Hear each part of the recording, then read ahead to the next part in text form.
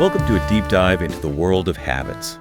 They shape so much of what we do, often without us even realizing it, don't they? Oh, absolutely. They're like the invisible architecture of our daily lives, dictating so much of our behavior and, well, frankly, who we end up becoming. And today, we're pulling back the curtain on that architecture, drawing insights from excerpts of Atomic Habits, Right. our mission here, to really unpack the mechanics, not just what habits are, but the practical, the science of building good ones and breaking bad ones. Yeah, and it's less about achieving specific outcomes like losing weight or whatever, Right. and more about this fascinating process of becoming the person you actually want to be. That shift in focus feels Yeah. fundamental. So we're diving into how identity is tangled up with our habits right from the get-go. Exactly. That's the starting point. Okay, let's dig into that core idea then, Yeah. this connection between habits and identity. What's the distinction the sources make between focusing on outcomes versus focusing on the type of person you want to become? Well, it's a really huge difference. Most of us, we focus on the outcome, lose the weight, write the book, make more money. The goal. The goal, exactly. But the material suggests that if your behavior isn't aligned with your sense of self, well, it just won't stick. You might want to be a healthy eater, right? But if deep down you still see yourself as someone who loves junk food, maybe hates vegetables, that old identity is just going to pull you back eventually. So you could have the goal, you could have the perfect plan, but if you haven't changed that underlying belief about who you are, you're basically fighting yourself. You're fighting an uphill battle, yeah, against your own identity. You're still operating from the old script. And this is where this concept of casting a vote comes in, which I just find fascinating. A vote. Yeah. Every action you take, no matter how small it seems, is like a vote for the type of person you wish to become. Like you're electing a new version of yourself. Precisely. And, no single vote changes everything overnight. Just like one workout doesn't suddenly make you an athlete. Right, obviously. But those small votes, they accumulate, they build up evidence. And that's the paradox of small improvements, isn't it? These tiny little habits, they seem insignificant in the moment. Yeah. But their real power comes from the evidence they provide. They prove to you that you're capable of being that new identity. So the most practical way to actually change who you are is simply to change what you do. Consistently. That's it. So each time I sit down to write for, say, 10 minutes, I'm casting a vote. I'm saying I am a writer. Yep.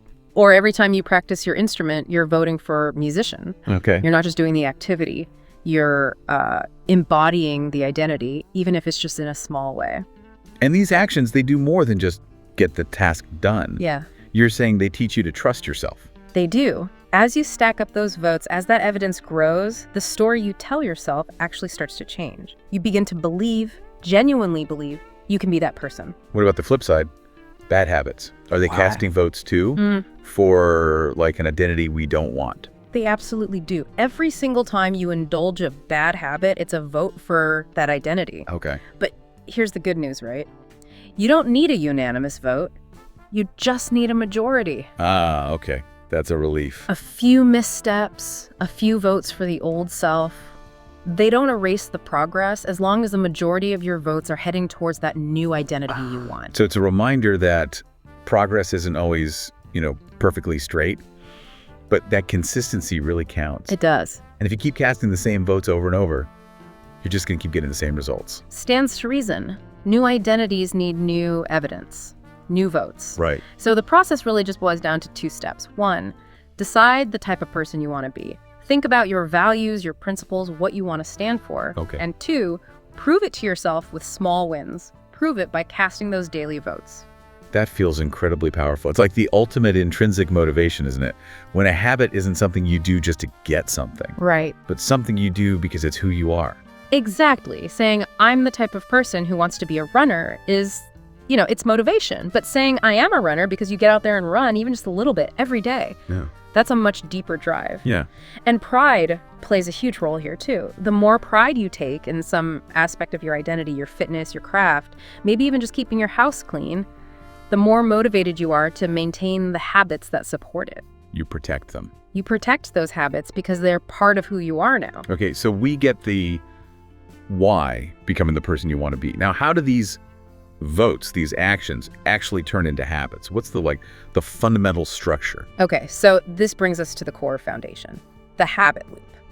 Every single habit, good or bad, follows the same 4-stage pattern in your brain. 4 stages. Yeah. And it all starts with the cue. Right. The cue is the trigger. It's Yeah. that piece of information that kicks off the whole loop, telling your brain, hey, start this behavior because it predicts a reward is coming. So our brain is constantly scanning. Constantly scanning for these cues, yeah. Linking them to outcomes, whether it's a primary reward like, food or water, or a secondary one like money, fame, social approval. Got it. So the cue grabs your attention because it signals something good might happen, which leads right into the craving. The craving is the motivational engine. It's the anticipation of the reward. And what's really fascinating here is that the spike in dopamine, that wanting chemical, it often occurs more intensely when we anticipate the reward than when we actually receive it. Really? Yeah. That anticipation is what truly motivates us to actually do something. Okay, then you have the response. That's just the actual habit itself, the thought you have, the action you take. And finally, the reward. The reward does 2 things. It satisfies that initial craving, and critically, it teaches your brain which actions are worth remembering and repeating in the future. It closes that feedback loop. So if any part of this loop is broken or insufficient, Then the habit won't form or it won't stick.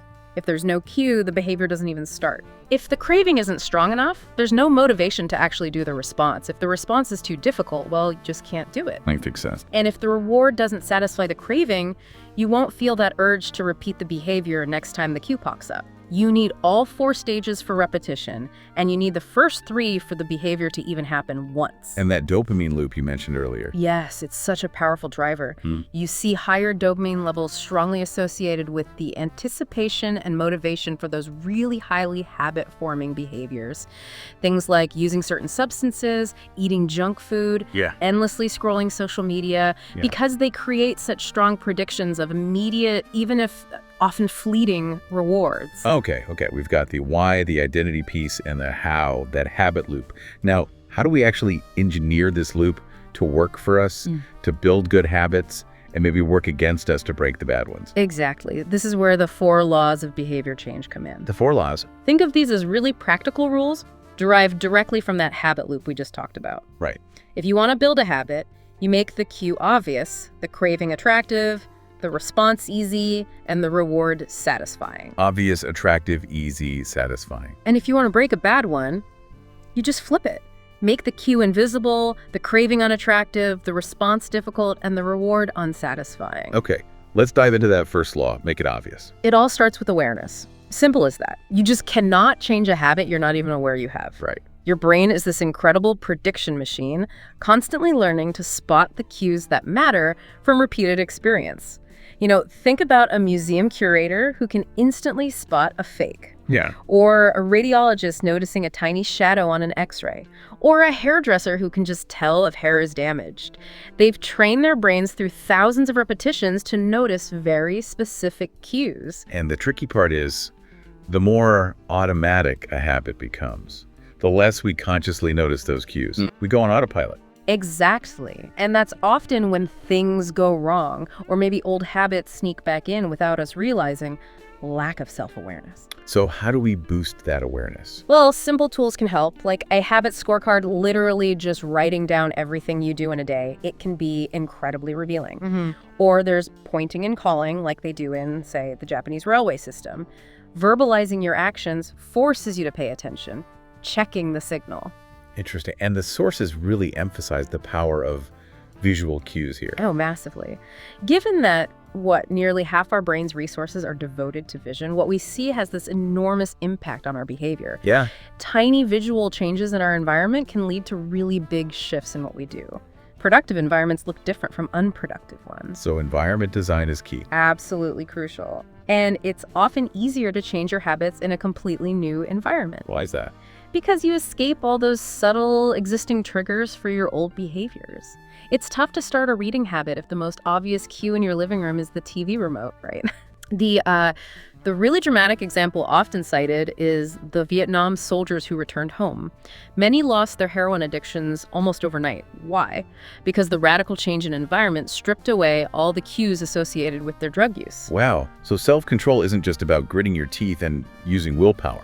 Not primarily, no. A disciplined environment makes it much, much easier to be disciplined. You're not fighting constant temptation. Okay, so how do we make cues for good habits more obvious? One powerful technique is using implementation intentions.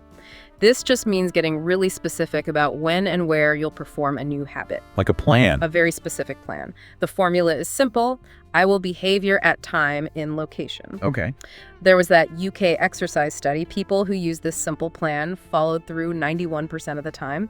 That's huge compared to the groups who just tracked their behavior or got motivational info. It turns a fuzzy idea like exercise more into a concrete plan. And building on that structure, there's habit stacking. Yes, this is clever. You link a new habit you want to build onto a current habit you already do reliably. Piggybacking. Exactly.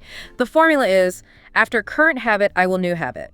So after I pour my morning coffee, I will write one sentence. Or after I get into bed, I will give my partner a kiss. After I put on my running shoes, I will tack my location to a friend.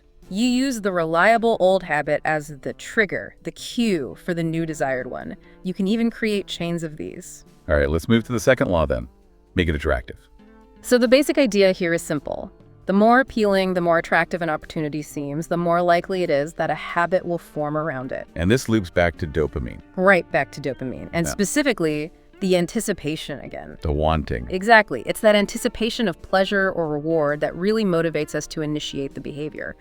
The stronger that anticipation feels, the bigger the dopamine hit, and the more driven we are to actually take action.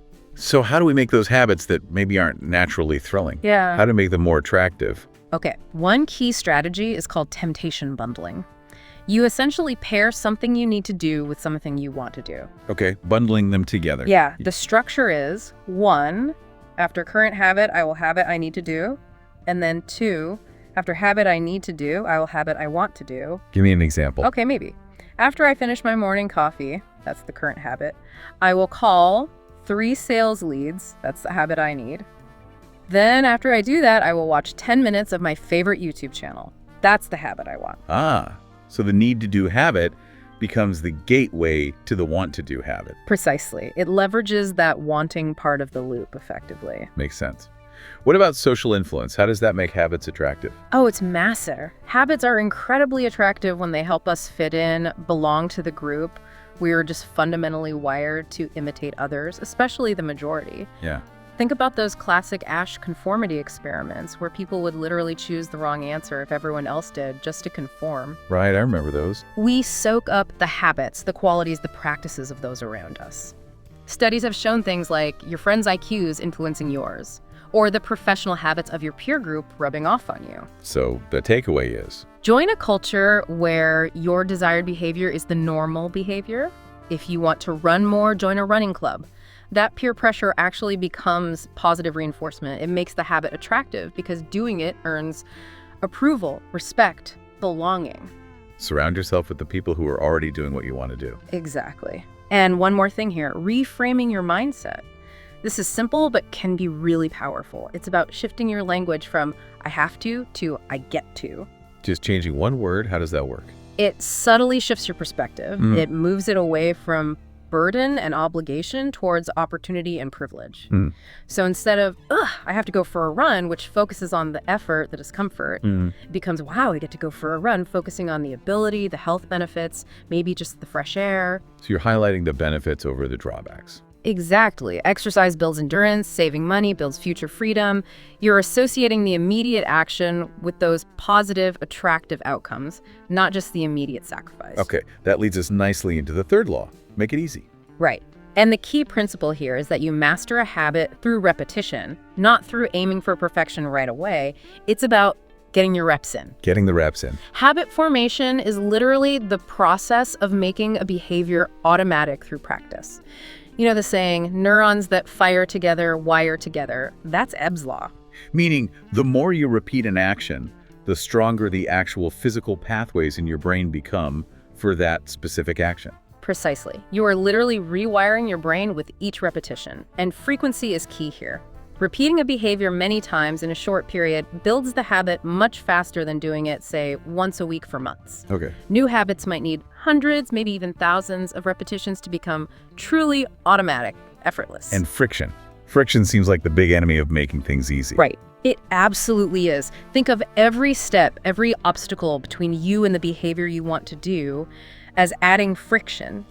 You want the outcome of the habit, right? Not the struggle of actually doing the habit itself. So goal number 1 is make it as easy as humanly possible. Yes. Minimize that friction. And environment design comes back again here, not just for cues, but for ease of action. Definitely. Design your space to reduce friction. Put the gym on your route home from work. Keep your workout clothes right by your bed so you see them first thing. Make it fit the flow. Habits are just easier when they integrate smoothly into the natural flow of your day and your environment. Less effort required to start. It's like that lean production concept from manufacturing. Yeah. Relentlessly removing waste and unnecessary steps. Apply that to your habits. I really like this idea of mastering the decisive moment. Yes. This is about optimizing that one small choice that makes the rest of the sequence either inevitable or much, much easier. Like putting on your running clothes. Exactly. Changing into your running clothes is often the decisive moment. Once you've done that, the odds of you actually going for the run shoot way up. The habit isn't really going to the gym. It's the entry point. It's putting on your shoes, walking out the door. It's hailing the cab, not the destination itself. And a fantastic way to make that entry point easy is the 2-minute rule. Oh, it's brilliant. So simple. Scale down any new habit so that it takes less than 2 minutes to actually start. Examples. Read before bed each night becomes read 1 page. Do 30 minutes of yoga becomes take out my yoga mat. Yeah, okay. The goal is just to make the starting of the habit so incredibly easy that you can't possibly say no. Get through the front door, basically, and often the rest follows more easily. Now, flipping this law, Yeah. the inversion is to make bad habits difficult. Right, and that's where commitment devices come into play. Commitment devices. This is a choice you make now, in the present, that limits your options or locks you into a good behavior in the future. The classic example is Victor Hugo locking away his clothes so he couldn't go out, forcing himself to stay in and write. He literally made leaving the house harder than writing. He did. So it's about putting obstacles in the path of your bad habits. Like what? Buying junk food only in small, individual servings instead of family packs. Setting up website blockers for time-wasting sites. Leaving your wallet at home when you go for a walk if you're tempted to buy snacks. You're making it require more effort to do the unwanted thing. Exactly. Or paying upfront for a fitness class. Now skipping costs you actual money, making attendance feel easier than bailing. And what's the ultimate way to lock in future good behavior? Make it almost guaranteed. That would be automation. This is about making good habits inevitable and bad habits nearly impossible through one-time decision. One-time decisions. Yeah, think about setting up automatic transfers to your savings account each payday, using auto refills for essential medications, installing those website blockers permanently, maybe even using a healthy meal delivery service. So you make the choice once, and the habit runs itself. Precisely. These decisions automate the desired behavior and deliver compounding returns over time with no further effort. Automating frees up your mental energy, your willpower for other things. It's honestly how civilization has advanced, by automating basic operations so we can tackle more complex challenges. But there's a double-edged sword with technology here, isn't there? Yeah. It also makes bad habits incredibly easy. That is absolutely the flip side. Think about Netflix autoplay. It removes all friction from watching the next episode and the next. Yeah. Food delivery apps mean you can satisfy a craving for almost anything with practically zero effort. When acting on your impulses requires almost no work, it's incredibly easy to just slip into those unwanted patterns. Okay, bringing it home with the 4 laws. The The 4th law. Make it satisfying. And this one is arguably the cardinal rule of behavior change. What is immediately rewarded is repeated. What is immediately punished is avoided. Simple but powerful, and rooted deep in our evolution. Deeply. For thousands and thousands of years, our ancestors needed to prioritize immediate payoffs. Find food now. Seek shelter now. Our brains are fundamentally wired to value instant gratification very, very highly. But modern society runs on delayed returns. It does. Study now for a degree years later. Work hard now for a paycheck in 2 weeks. Save now for retirement decades away. And when you're faced with a choice in the moment, present you, the one wanting immediate pleasure, usually wins out over future you. Right? Almost always, yeah. If the immediate option is more pleasurable or less effortful. Good habits often have immediate costs, effort, maybe discomfort, and the rewards are delayed. While bad habits. Bad habits usually have immediate rewards, pleasure, comfort, distraction, and the costs are delayed. Sometimes way down the line. So to make a good habit stick, especially early on, You need to find a way for it to feel successful or rewarding immediately. You got it. Early on, good habits can feel like pure sacrifice. That immediate satisfaction, even if it's small, is what keeps you going, keeps you excited, while those bigger, delayed rewards slowly build up in the background. So we need to add some kind of immediate reinforcement. Yes. Find a way to give yourself an immediate, small reward right after you complete the habit. The material also mentions finding ways to make the absence of a bad habit enjoyable or satisfying, though it doesn't elaborate much on how to do that specifically. Okay. Habit tracking seems like a perfect example of creating immediate satisfaction. It really is. Ticking that box in your calendar, moving a paper clip from one jar to another, seeing a progress bar fill up on an app, it provides instant visual evidence of your success. So it works on multiple levels. Yeah, it's a visual cue reminding you to do the habit. It's motivating because you see the streak growing and you don't want to break the chain. It's inherently satisfying to record the completion.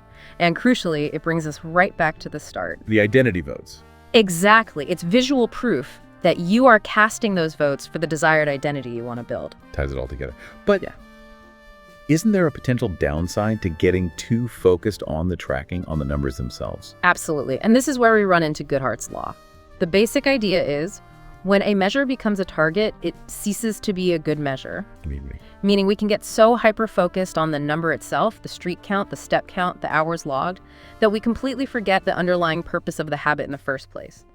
We start optimizing for the metric, not the real goal. Like working crazy long hours just to hit a number, instead of focusing on doing meaningful work. Precisely. Or obsessing over hitting 10,000 steps versus genuinely improving your cardiovascular health through enjoyable movement.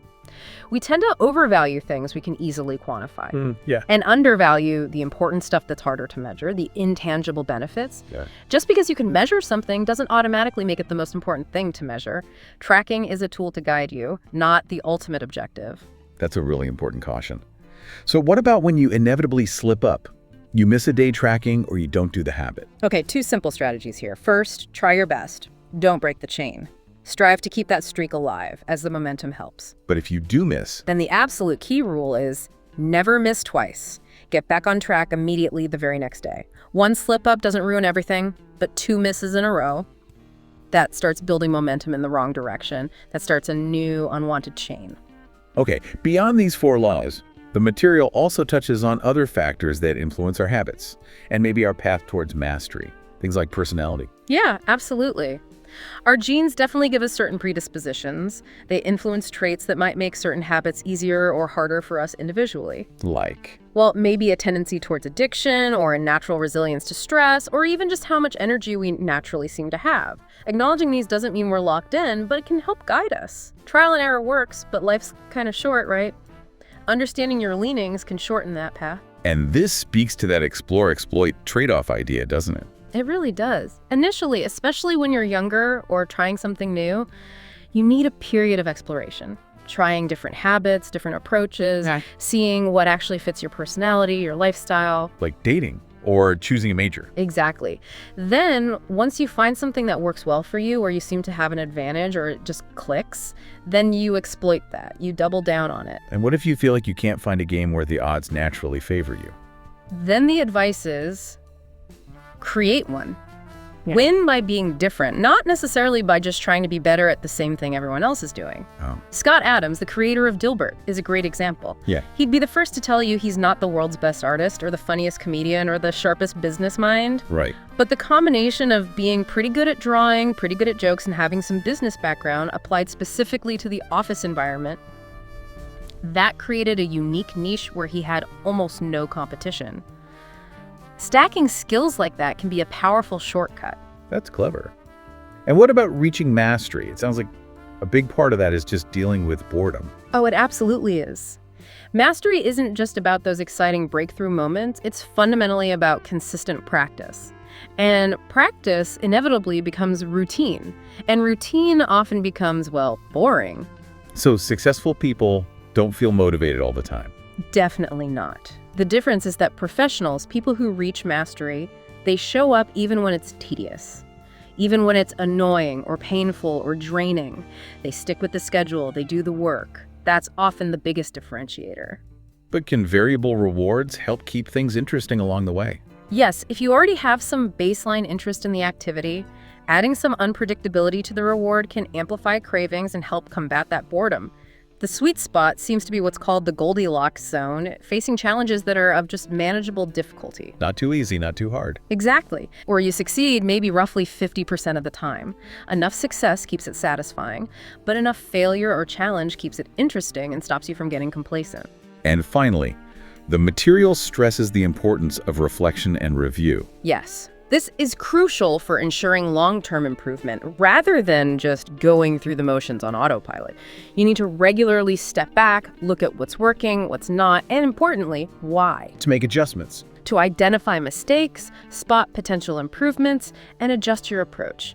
You see this with elite performers. The Lakers basketball team had their career best effort program tracking stats. Top marathoners like Eliud Kipchoge take detailed notes after every training session. Swimmers like Katie Ledecky log their wellness meticulously. They're constantly analyzing. They're using structured review to make sure their habits are actually driving them towards their goals effectively, not just maintaining the status quo. It doesn't have to be super complicated for us, but that regular check-in provides crucial awareness. So if we zoom out a bit, it sounds like how we feel influences how we act. Then how we act turns around and influences how we feel. It's this continuous feedback loop. Precisely. And it really brings us back to that difference between wanting and liking. Desire, the wanting, that initiates the behavior. It gets you started. Right. But it's pleasure, the liking, the feeling of success afterwards, that sustains it. That makes you want to repeat it. So feeling motivated gets you to act. But feeling successful gets you to repeat. Both are important. Wow, what a fascinating deep dive into the mechanics of habits, pulling from Atomic Habits. We've really journeyed from that fundamental idea of habits shaping our identity. Yeah. Casting those small daily votes. Right, and then understanding the engine behind it all, that 4-stage habit loop. Cue, craving, response, reward. And we explored the practical application through those 4 laws of behavior change. Make it obvious, make it attractive, make it easy, and make it satisfying. Seeing how you can use those levers to build good habits and, just as importantly, dismantle bad ones. Yeah, and we touched on how personality and our environment shape things, the unavoidable reality of boredom on the path to getting really good at something, and why stepping back to reflect is so vital for long-term progress. It really does all seem to circle back to those small, seemingly insignificant actions, those votes, accumulating over time to build the evidence, the proof for the person you ultimately want to become. It really is about becoming, not just having. The process, not just the outcome. And as we wrap up here, that idea you mentioned earlier, Goodhart's Law, it really sticks with me. That danger of optimizing for a measure, a number, instead of the true purpose behind it all. It does raise a really compelling question for you, our listener, doesn't it? Where in your own life might you be tracking a metric? Maybe it's steps on your watch, pounds on the scale, hours worked, emails cleared, whatever number it is. And perhaps, just perhaps, losing sight of the deeper reason why you started pursuing that habit or goal in the first place. How might shifting your focus back to that underlying purpose, that why, change how you approach your habits and maybe even your entire journey? Definitely something to consider. Thanks for joining us on this deep dive. We hope today's dialogue sparked something valuable for you. If it did, don't forget to subscribe, like, follow, and share. Let's spread the insight so others can grow with us too. Until next time, keep diving deep.